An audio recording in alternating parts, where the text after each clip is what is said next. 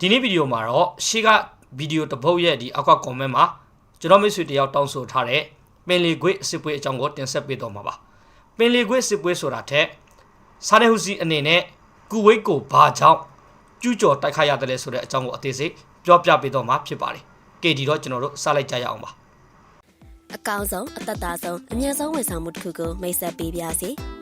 ီလူကြီးမင်းတို့ရဲ့ grade အမှတ်စဉ်အောက်လက်မှတ်ဘွဲလက်မှတ်နဲ့တက္ကသိုလ်အမှတ်စဉ်တို့ကိုကျမတို့ရဲ့ပညာရေးဝန်ဆောင်မှုမှာဈေးနှုန်းအသက်သာဆုံးနဲ့အမြတ်ဆုံးဝန်ဆောင်မှုပေးနေပါပြီဖုန်းနံပါတ်399668916165နဲ့39999585394411တို့နဲ့ကျမတို့ရဲ့ Facebook page Messenger ကနေလည်းဆက်သွယ်မှာယူနိုင်ပါတယ်အကောင်းဆုံးသောဝန်ဆောင်မှုတွေကိုရှာယူဖို့အခုပဲဆက်သွယ်လိုက်ပါတော့ရှင်အရှေ့လေပိုင်းဒေသဟာအမေရိကန်နိုင်ငံရဲ့နိုင်ငံခြားရေးမူဝါဒအတွက်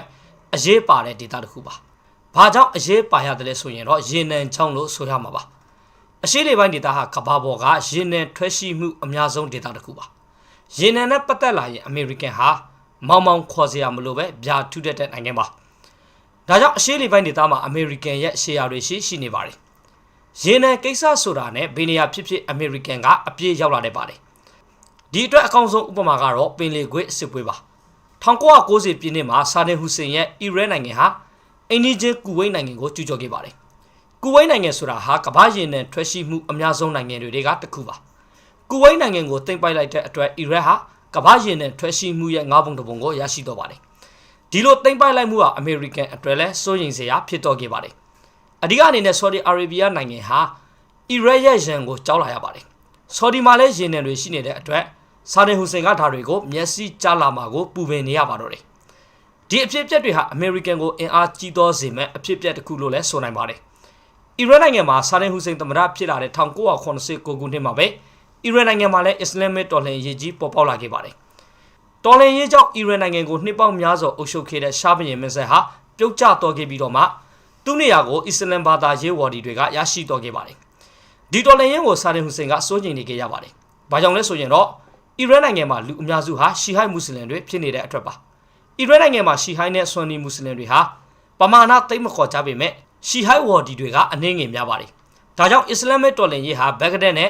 နာဂျတ်မြို့တွေအထိရောက်လာမှာကိုဆာဒင်ဟူစိန်ကပူပင်နေခဲ့ပါတယ်ဒါပေမဲ့ဆာဒင်ဟူစိန်ကအကွက်မြင်တော့ခဲ့ပါတယ်ဒါကတော့အီရတ်နိုင်ငံဟာတော်လှန်ရေးကြောင့်အင်အားလေးဟာမှုတွေရှိနေမယ်လို့ယူဆခဲ့တာပ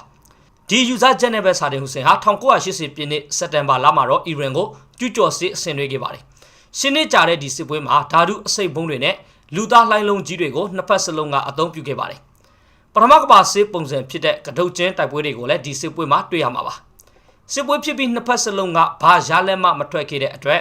1988မှာစစ်ပြေငြိမ်ခဲ့ကြပါတယ်။ဒါပေမဲ့စစ်ပွဲကြောင့်နှစ်ဖက်စလုံးကငွေကြေးအင်အားနဲ့လူအင်အားတွေဆုံးရှုံးခဲ့ကြရပါတယ်။အီရတ်နိုင်ငံဟာစစ်ပွဲအပြီးမှာစီးပွားရေးအကျက်စိုက်တော့ခဲ့ရပါတယ်စစ်ပွဲပြီးသွားတာ2နှစ်ကြာခဲ့ပြီဖြစ်တဲ့1990ပြည့်နှစ်အထိတောင်မှစီးပွားရေးအခြေအနေကပြန်ကောင်းမလာခဲ့ပါဘူးနိုင်ငံရဲ့အခြေခံကဏ္ဍတွေကိုပြန်လည်တည်ဆောက်ရတဲ့အတွက်ဒေါ်လာဘီလီယံ200ကုန်ကျတော့ခဲ့ပါတယ်အီရတ်နိုင်ငံရဲ့ရေနံကနေရရှိတဲ့ဝင်ငွေဟာတစ်နှစ်ကို73ဘီလီယံသာရှိတဲ့အတွက်ဆုံးရှုံးသွားတဲ့ပမာဏကိုမကာမိစေနိုင်ပါဘူးဆော်ဒီနဲ့ကူဝိတ်ကိုပေးရှေရမယ့်အကျွေးတွေကလည်းများလာနေတာကြောင့်ပြည်သူတွေဟာဆာဒင်ဟူစိန်အပေါ်မှာမကျေနပ်တော့ပါဘူးဆာဒင်ဟူစိန်ပြုတ်ကျရေးသတင်းတွေကလည်းဖုံမရဖိမရဖြစ်လာနေတဲ့အတွက်သူ့ရဲ့နေရာဟာမျက်ခုံးလှုပ်လာရပါတော့တယ်ဒီပြဿနာတွေကိုငြင်းငြင်းကြမ်းကြမ်းနဲ့ဖြေရှင်းဖို့အတွက်ဆိုရင်တော့ဆာဒင်ဟူစိန်လုံးနိုင်တာကတစ်ခုတည်းရှိပါတယ်ဒါကတော့အကျွေးတွေကိုဖြေလျှော့ပေးဖို့ဒါမှမဟုတ်လုံးဝမတောင်းတော့ဖို့အတွက်တောင်းဆိုရမှာပါဆာဒင်ဟူစိန်ရဲ့အမြင်မှာတော့ဒီလိုလုပ်တာဟာမျှတားတယ်လို့မြင်ပါတယ်ဘာကြောင့်လဲဆိုရင်တော့အီရတ်နိုင်ငံဟာဆော်ဒီနဲ့ကူဝိတ်တို့အတွက်အရေးပါတဲ့နေရာမှာရှိနေတဲ့အတွက်ပါအီရန်နိုင်ငံရဲ့အစ္စလာမစ်တော်လှန်ရေးကြီးဟာအာရေဗီးယားကျွန်းဆွေကိုမကူးဆက်စေဖို့အတွက်ဆာဒင်ဟူစိန်လုံးနိုင်တယ်လို့ယုံကြည်နေပါတယ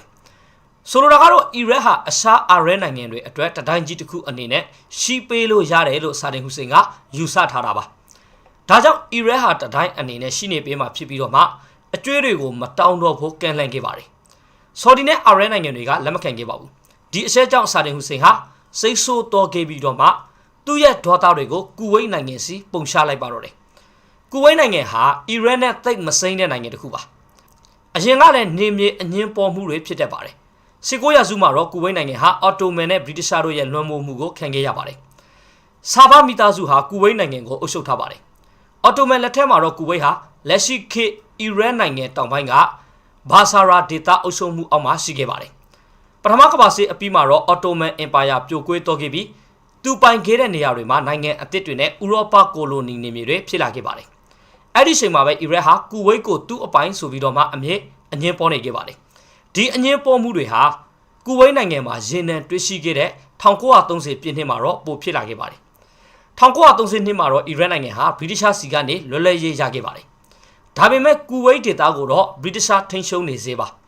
နောက်နှစ်30အကြာဖြစ်တဲ့1961မှာတော့ကူဝိတ်ဟာလည်းဗြိတိရှစီကနေလွတ်လပ်ရေးရခဲ့ပါတယ်လွတ်လပ်ရေးရပြီးမကြခင်မှာပဲအီရတ်ဝန်ကြီးချုပ်ဖြစ်တဲ့အဒက်ကာရင်ကာဆန်ကကျူးကျော်မယ်ဆိုပြီးတော့မှရှင်းလျှောက်ခဲ့ပါသေးတယ်ဗြိတိရှတပ်တွေကကူဝိတ်စီကိုအမြန်ရောက်လာခဲ့တဲ့အတွက်ကျူးကျော်ဖို့အစီအစဉ်ဖြစ်မတော့ခဲ့ပါဘူးဒါပေမဲ့ဒါဟာအီရတ်ရန်လိုမှုရဲ့အဆုံးသတ်တော့မဟုတ်သေးပါဘူး1990ပြည့်နှစ်ရဲ့အစောပိုင်းကာလတွေမှာတော့အစောကပြောခဲ့တဲ့အကျွေးပြဿနာဖြစ်ခဲ့ပါတယ်ကူဝိတ်ကလည်းဆော်ဒီလိုပဲအကျွေးကိုမဖြေလျှော့ပေးခဲ့ပါဘူးကူဝိတ်ရဲ့လူရက်ဟာအီရတ်ရဲ့အနာကိုစားသိပ်ပေးလိုက်တယ်လို့ဖြစ်တော့ခဲ့ပါတယ်ရခိုင်ကလေးကကူဝိတ်လိုချင်နေတဲ့အီရတ်အတွက်လည်းအကြောင်းပြချက်တစ်ခုရတော့ခဲ့ပါတယ်ဒီအချိန်မှာပဲ OPEC အဖွဲ့ကကမ္ဘာရေနံဈေးကိုကစားလာခဲ့ပါတယ် OPEC အဖွဲ့ဝင်နိုင်ငံတွေဟာရေနံဈေးကျအောင်အတွက်ရေနံတွေကိုတိုးမြှင့်ထုတ်လုပ်ခဲ့ပါတယ်အီရန်နဲ့ကူဝိတ်ဟာလည်း OPEC အဖွဲ့ဝင်နိုင်ငံတွေပါကူဝိတ်နဲ့မတူတာကတော့အီရတ်ဟာအီရန်နဲ့စစ်ပွဲအပြီးမှာစီးပွားရေးကျဆင်းနေကြတာပါဒီလိုစီးပွားရေးကျဆင်းနေချိန်မှာအားထားရတဲ့ရေနံဈေးကလည်းကျဆင်းလာတဲ့အတွက်အီရတ်ရဲ့အခြေအနေဟာပိုမိုကျက်တီးလာပါတယ်ဒီလိုလောက်တာဟာအီရတ်အပေါ်ကိုစီးပွားရေးစစ်ပွဲကြီးညာလိုက်တာပဲဆိုပြီးတော့မှဆာဒင်ဟူစိန်ကဆွတ်ဆေးခဲ့ပါတယ်ကူဝိတ်ဘက်ကလည်းသူတို့အနေနဲ့အကျွေးကိုမရရအောင်တောင်းမှဖြစ်ကြောင်းပြန်ပြီးတော့မှတုံ့ပြန်ခဲ့ပါတယ်1990ပြည့်နှစ်ဇူလိုင်21ရက်မှာတော့အီရတ်ကနေပြီးတော့မှကူဝိတ်နေစန်းနာကိုတပ်သား3000နဲ့အင်အားဖြန့်ကျက်လာခဲ့ပါတယ်ဒီလိုတပ်ဖွဲ့တွေကိုရှာထားလာတဲ့အတွက်ကူဝိတ်နဲ့အီရတ်တို့ရဲ့တင်းမာမှုဟာပိုဆိုးလာခဲ့ပါတယ်အီရတ်ရဲ့ဒီလိုရဲ့ဟာအတီမဟုတ်ပဲကူဝိတ်ကိုဖြေးရှောင်းနေတာလို့နိုင်ငံတကာကယူဆခဲ့ကြပါတယ်ဒါပေမဲ့ဆာဒင်ဟူစိန်ကဖြေးရှောင်းနေတာမဟုတ်ပါဘူး1990ဩဂတ်လ2ရက်နေ့မှာတော့အမှန်တကယ်ကျူးကျော်လာခဲ့ပါတယ်စီးပွားရေးကျဆင်းနေပေမဲ့အီရန်နဲ့ရှင်းနေကြအောင်စစ်ဖြစ်ခဲ့ရတဲ့အတွက်အီရတ်စစ်တပ်ဟာအင်အားကြီးမားလာခဲ့ပါတယ်စစ်တီအင်အားတသန်းကျော်နဲ့တင်းကားအစင်းရီထောင်ရှိရှိတဲ့အပြင်အမြောင်းနဲ့လေတဲ့အင်အားဟာလည်းအရင်ကထက်ကြီးမားလာခဲ့ပါတယ်အဲ့ဒီချိန်ကတော့ဆာဒင်ဟူစိန်ဟာကမ္ဘာစတုတ်တအကြီးဆုံးစစ်တပ်ကိုပိုင်ဆိုင်ထားခဲ့ပါတယ်ဒီလိုမျိုးစစ်တပ်ကိုအင်အား14000သာရှိတဲ့ကူဝိတ်စစ်တပ်ကရင်ဆိုင်ခဲ့ရတာပါဒါကြောင့်ပဲ24နာရီအတွင်းမှာလည်းကူဝိတ်စစ်တပ်ကရှုံးနိမ့်တော့ခဲ့ပါတယ်ကူဝိတ်ကိုသိမ်းပိုက်နိုင်ခဲ့တဲ့အတွက်ကူဝိတ်စော်ဘောမီတာစုကလည်းဆော်ဒီအာရေဗျစီကိုထွက်ပြေးခဲ့ရပါတယ်ဆာဒင်ဟူစိန်ဘက်ကအင်အားတာခဲ့တဲ့အတွက်ကူဝိတ်ကိုတရက်တီနဲ့သိမ်းပိုက်နိုင်ခဲ့ပါတယ်ဒီလိုသိမ်းပိုက်နိုင်ခဲ့တဲ့အတွက်အီရတ်ဟာကမ္ဘာရေနံဈေးကွက်ရဲ့20%ကိုနေရှင်းညချင်းပဲရတော့ခဲ့ပါတယ်ဆာဒင်ဟူစိန်ဟာသူ့ရဲ့အောင်မြင်မှုကိုဘဂ္ဂဒက်ကသူ့ရဲ့စံအိမ်တော်ကနေစီးစိမ်ခံနေခဲ့ပါတယ်ဆာဒင်ဟူစိန်ဟာသူ့ရဲ့အောင်မြင်မှုကိုဘဂ္ဂဒက်ကသူ့ရဲ့စံအိမ်တော်ကနေစီးစိမ်ခံနေခဲ့ပါတယ်ဒါပေမဲ့နောက်ထပ်ဖြစ်လာမယ့်အရာကိုတော့သူမသိခဲ့ပါဘူးနိုင်ငံတကာအဖွဲ့အစည်းတွေဟာဒီကျူးကျော်မှုကိုကန့်ကွက်ခဲ့ပြီးတော့မှအီရတ်အပေါ်ပိတ်ဆို့တာတွေဆက်ရှင်းပြုလုပ်ခဲ့ပါတယ်ကုလသမဂ္ဂကလည်းအီရတ်တပ်ဖွဲ့တွေကိုရုပ်သိမ်းပေးဖို့အတွက်ကြေညာချက်ထုတ်ခဲ့ပါတယ်ဒါအပြင်အီရတ်ကုန်တင်ဘောတွေကိုပိတ်ပင်တာတွေနဲ့နိုင်ငံတကာမှာရှိတဲ့ကူဝိတ်နိုင်ငံကပိုင်ဆိုင်ထားတဲ့ဘဏ္ဍာငွေတွေကိုသုံးမရအောင်ပိတ်ဆို့တာတွေကိုလုပ်ခဲ့ပါတယ်ဆာဒင်ဟူစိန်ဘက်ကဒီလိုဖြစ်မဲ့လို့မထင်ထားခဲ့တာပါကျူးကျော်မှုမစားခင်တပတ်အလိုမှာတော့ဆာဒင်ဟူစိန်ဟာအီရတ်နိုင်ငံဆိုင်ရာအမေရိကန်သံအမတ်ဖြစ်တဲ့အေဖရီဂလက်စပီနဲ့တွေ့ဆုံခဲ့ပါတယ်ဒီတွေ့ဆုံမှုမှာတော့သူတို့နှစ်ယောက်ဟာအရှိအလေပိုင်းအရှိကိုပြောခဲ့ကြပါတယ်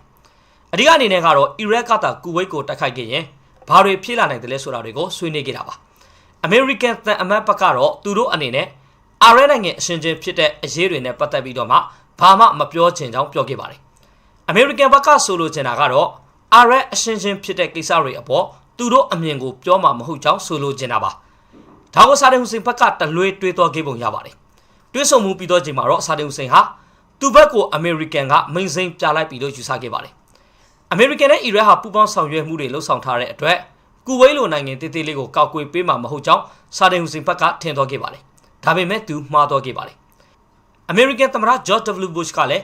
အီရတ်တပ်တွေထွက်သွားဖို့အတွက်တနည်းမဟုတ်တနည်းနဲ့လုပ်ပေးမယ်လို့ကူဝိတ်ကိုကတိပေးလိုက်ပါတယ်ဆာဒင်ဟူစိန်ဟာအမေရိကန်ရဲ့သဘောထားအပေါ်မှာစီးကြော်လိုက်တာပါအမေရိကန်ဟာအဲ့ဒီအချိန်ကာလမှာတော့ဆာဒင်ဟူစိန်ကိုနေရုပ်တစ်ခုလို့သုံးခဲ့ပါတယ်အီရန်နဲ့အမေရိကန်တို့ဟာမသိမြတ်ကြတဲ့အတွက်ဆာဒင်ဟူစိန်ကိုဂျားကန်အနေနဲ့အနောက်အုပ်စုဘက်ကအသုံးပြုခဲ့တာပါအမေရိကန်ဟာဆာဒင်ဟူစိန်ကိုလက်နက်တွေနဲ့ငွေကြေးတွေထောက်ပံ့ပေးခဲ့ပါတယ်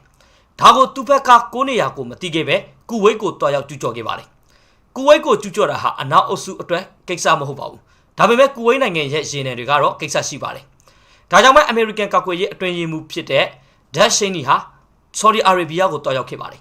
ဒီခရီးစဉ်ဟာဆော်ဒီရဲ့လင်ယံခွင့်တွေကိုအသုံးပြုခွင့်ပေးဖို့အတွက်တောင်းဆိုတဲ့ခရီးပါဆော်ဒီရဲ့ရေနံလုပ်ကွက်တွေကိုအီရတ်ဘက်ကကျူးကျော်သိမ်းပိုက်မှစိုးရိမ်တာကြောင့်ဆော်ဒီဘီယံဖာဟက်ကလည်းအမေရိကန်ရဲ့တောင်းဆိုချက်ကိုသဘောတူခဲ့ပါတယ်သဘောတူညီမှုဖြစ်ခဲ့ပြီးရက်ပိုင်းအကြာမှာတော့အမေရိကန်တပ်ဖွဲ့တွေဟာဆော်ဒီမြို့တော်ကိုရောက်လာခဲ့ပါတယ်အမေရိကန်တပ်ဖွဲ့တွေရောက်လာမှုဟာကူဝိတ်အတွက်မဟုတ်ပေမဲ့အရှေ့လေပိုင်းဒေသအတွက်တော့ဟုတ်ခဲ့ပါတယ်ဒါကိုတော့ Operation Disaster ဂန်ဒါရဒိုင်းကစစ်စင်ရေးလို့လူသိများပါတယ်စစ်စင်ရေးရဲ့ရည်ရွယ်ချက်ကတော့ဆော်ဒီအာရေဗျနဲ့အခြားအာရပ်နိုင်ငံတွေကိုကောက်ကွယ်ဖို့အတွက်ပါဝါရှင်တန်ဘက်ကိုကြည့်ရင်တော့သမ္မတဘုရှ်ဟာအီရတ်ရဲ့ကျူးကျော်မှုကိုတမျိုးမြင်လာပါတယ်ဒီကျူးကျော်မှုကိုပလေးစိတ်ကန်တိုက်ခိုက်ခံရမှုဒါမှမဟုတ်ဒုတိယကမ္ဘာစစ်အတွင်းကပိုလန်ကိုဂျာမနီကကျူးကျော်မှုနဲ့ဆင်တူတယ်ဆိုပြီးတော့မှပြောလာခဲ့ပါတယ်ဆာဒင်ဟူစင်ကိုဒုတိယကမ္ဘာစစ်အတွင်းကဂျာမနီခေါင်းဆောင်နဲ့တောင်မှနှိုင်းယှဉ်လိုက်ပါသေးတယ်နောက်ပိုင်းမှာတော့ဒီကျူးကျော်မှုကိုကိုက်တွယ်ဖြည့်ရှင်းဖို့အတွက်အမေရိကန်ကဥဆောင်ပြီးတော့မှမဟာမိတ်အဖွဲ့ဖွဲ့လိုက်ပါတယ်အဓိကအနေနဲ့ဗြိတိန်နဲ့ကနေဒါတို့လိုမဟာမိတ်တွေပါဝင်ပြီးတော့မှဂျပန်ကလည်းဒီမဟာမိတ်တွေကိုဝင်လာခဲ့ပါတယ်ဒီနိုင်ငံတွေနဲ့မကပဲအာရပ်နိုင်ငံတွေဖြစ်တဲ့အီဂျစ်နဲ့ဆီးရီးယားတို့ကလည်းဒီအဖွဲ့ထဲမှာပါဝင်လာပါတယ်တရုတ်နဲ့ရုရှားကလည်းဒီအဖွဲ့ထဲမှာမပါဝင်ပေမဲ့ဆာဒင်ဟူစင်ကိုအကူအညီပေးမှာမဟုတ်ကြောင်းသဘောတူခဲ့ပါတယ်နောက်ဆုံးမှာတော့ကမ္ဘာတဝန်းလုံးကမဟာမိတ်နိုင်ငံတွေအပြင်ရန်သူနိုင်ငံတွေနဲ့မှအမေရိကန်ကပူးပေါင်းခဲ့ပြီးတော့မှဆာဒင်ဟူစင်ကိုအမေးဖြတ်ပါတော့တယ်နိုင်ငံပေါင်း40နီးပါးပါဝင်တဲ့စစ်ရေးပူးပေါင်းဆောင်ရွက်ရေးအဖွဲ့ကိုအမေရိကန်ကဥဆောင်ခဲ့ပါတယ်ဒီဒီချိန်မှာလည်းအီရန်စစ်ပွဲလိုပဲဆာဒင်ဟူစင်ဘက်ကအတွက်မှားသွားခဲ့ပါတယ်ဒါပေမဲ့သူ့ဘက်ကတော့အလျှော့မပေးသေးပါဘူးစစ်ရေးပူးပေါင်းဆောင်ရွက်ရေးအဖွဲ့ကိုအညာကင်ထားနိုင်ဖို့အတွက်ကူဝိတ်မှာရှိတဲ့နိုင်ငံသားတွေကိုဆာဒင်ဟူစင်ကဖမ်းဆီးထားခဲ့ပါတယ်ဒီလုပ်ရဟာရက်ဆက်ပြီးတော့မှလူစိတ်မရှိတဲ့လုပ်ရဖြစ်တဲ့အတွက်နိုင်ငံတကာအဖွဲ့အစည်းတွေကကန့်ကွက်ခဲ့ရပါတယ်1990ပြည့်နှစ်ဒီဇင်ဘာလမှာတော့ဖမ်းဆီးထားတဲ့သူတွေကိုပြန်လွှတ်ပေးခဲ့ပါတယ်ဒီလို short ပေးလိုက်တဲ့အတွက်ကြောင့်ဆာဒင်ဟူစင်ဘက်ကအနည်းငယ်တက်တာသွားခဲ့ပါတယ်ဒါပေမဲ့ကိစ္စတွေတော့မပြီးသေးပါဘူးကုလသမဂ္ဂကလည်းအမှတ်688ကြေညာချက်ကိုထုတ်ပြန်လာခဲ့ပြီးတော့မှကူဝိတ်မှာရှိတဲ့တပ်ဖွဲ့တွေကိုရုပ်သိမ်းပေးဖို့ကြေညာခဲ့ပါတယ်ကြေညာချက်အရနောက်ဆုံးထားရုပ်သိမ်းရမယ့်ရဟာ1991ဇန်နဝါရီလ15ရက်နေ့ပါတကယ်လို့သာမရုပ်သိမ်းခဲ့ရင်ပူပေါင်းအဖွဲ့တွေဟာတိုက်ခိုက်တော့မှာပါ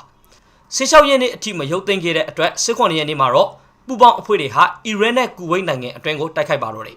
ဒီတိုက်ခိုက်မှုဟာ Operation Disaster ဂန်ဒါရမုန်တိုင်းစစ်စင်ရေးဖြစ်ပြီးတော့မှဘဂဒက်မြို့တော်နဲ့အီရတ်နိုင်ငံကတော့ပြာပုံမဖြစ်ုံတမဲဘုံတိုင်ခံခဲ့ရပါတယ်ရာနဲ့ရှိတဲ့လေယာဉ်တွေနဲ့ဘုံတွေထောင်ချီကြေးချတာတွေကြောင့်အီရတ်ပြည်သူတွေဟာနေနေညာညာကြောက်လန့်နေခဲ့ရပါတယ်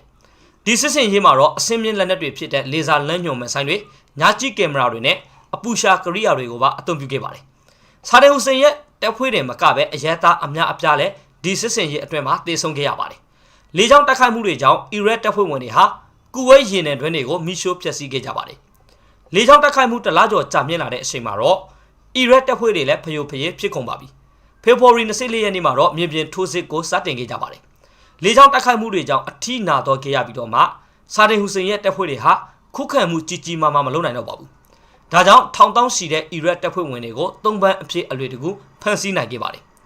ကူဝိတ်စီးတီးမြို့ရဲ့မြောက်ဘက်မှာရှိတဲ့ရှောင်းလန်းသောအဝေးပြေးလမ်းမကြီးမှာတော့သွေးချောင်းစီးခဲ့ကြပါတယ်အီရတ်တပ်ဖွဲ့ဝင်ရာနဲ့ရှိဟာအရက်သားကားတွေကိုအသုံးပြုပြီးဒီလမ်းကနေထွက်ပြေးခဲ့ကြပါတယ်ဒါကိုပူပေါင်းအဖွဲ့တွေကတီးခဲ့တဲ့အတွက်လေကြောင်းကနေတိုက်ခိုက်ခဲ့ကြပါတယ်အသက်ရှင်သူမရှိသလောက်ဖြစ်ခဲ့တဲ့အတွက်ဒီလမ်းမကြီးကိုတင်မဲတမန်လမ်းမကြီးလို့ခေါ်တွင်ခဲ့ကြပါတယ်နောက်ဆုံးမှာတော့ကူဝိတ်နိုင်ငံကနေအီရတ်တပ်ဖွဲ့တွေဆုတ်ခေါ်တော်ခဲ့ပြီးတော့မှမတ်လ3ရက်နေ့မှာတော့အီရတ်နဲ့ပူပေါင်းအဖွဲ့တွေဟာစစ်ပြည်ငင်းရေးစာချုပ်ကိုရှုပ်ဆိုနိုင်ခဲ့ပါတယ်1990ခုနှစ်ဩဂတ်လ2ရက်နေ့ကနေ1990ခုနှစ်မတ်လ3ရက်နေ့အထိတစ်နှစ်နီးပါးကြာခဲ့တဲ့စစ်ပွဲတစ်ခုလို့ပြောလို့ရပါမယ်တကယ်တမ်းနှစ်ဖက်တိုက်ပွဲတွေဟာ2လသာကြာမြင့်ခဲ့ပါတယ်ဒီစစ်ပွဲဟာဆာဒင်ဟူစင်ရဲ့အရှိကြီးရှုံနှင်းခဲ့ရတဲ့စစ်ပွဲဖြစ်ပြီးတော့မှအမေရိကန်အတွက်တော့ဂုဏ်သတင်းကြော်တော်စေခဲ့တဲ့စစ်ပွဲတစ်ခုပါရင်းနဲ့အကျွေးကိစ္စတွေကနေဖြစ်ခဲ့ရတဲ့စစ်ပွဲတစ်ခုဟာနောက်ပိုင်းမှာဖြစ်လာမဲ့ကမ္ဘာအရေးတွေအထိရိုက်ခတ်လာခဲ့ပါတယ်ဒီနေ့ဗီဒီယိုလေးကတော့ဒီလောက်ပါပဲခင်ဗျဒီနေ့ဗီဒီယိုလေးကိုကျွန်တော်မိတ်ဆွေတွေတိုက်နှစ်သက်လိမ့်မယ်လို့မျှော်လင့်ပါတယ်နောက်လာမယ့်နေ့တွေမှာလည်းအခုလိုမျိုးဘ ഹു တုဒရရစေမဲ့အကြောင်းအရာတွေနဲ့ကမ္ဘာနိုင်ငံရဲ့အခင်းအကျင်းတွေကိုပုံမှန်တင်ဆက်ပေးနေအောင်ပါမို့စောင့်မျှော်အားပေးကြပါအောင်ခင်ဗျအားလုံးကိုကျေးဇူးတင်ပါတယ်နောက်ထပ်တစ်ပုဒ်မှာပြန်တွေ့ကြရအောင်ပါအကောင်းဆုံးအသက်သာဆုံးအမြတ်ဆုံးဝန်ဆောင်မှုတစ်ခုကိုမိတ်ဆက်ပေးပါရစေလူကြီးမင်းတို့ရဲ့ Great အမှတ်စဉ် အောက်လက်မှတ်ဘွဲလက်မှတ်နဲ့တက္ကသိုလ်အမှတ်စင်းတို့ကိုကျမတို့ရဲ့ပညာရေးဝန်ဆောင်မှုမှာဈေးနှုန်းသက်သာဆုံးနဲ့အမြန်ဆုံးဝန်ဆောင်မှုပေးနေပါပြီ။ဖုန်းနံပါတ်39 668 921 625နဲ့39 995 853 441တို့နဲ့ကျမတို့ရဲ့ Facebook Page Messenger ကနေလည်းဆက်သွယ်မှာယူနိုင်ပါတယ်။အကောင်းဆုံးသောဝန်ဆောင်မှုတွေကိုရယူဖို့အခုပဲဆက်သွယ်လိုက်ပါတော့ရှင်။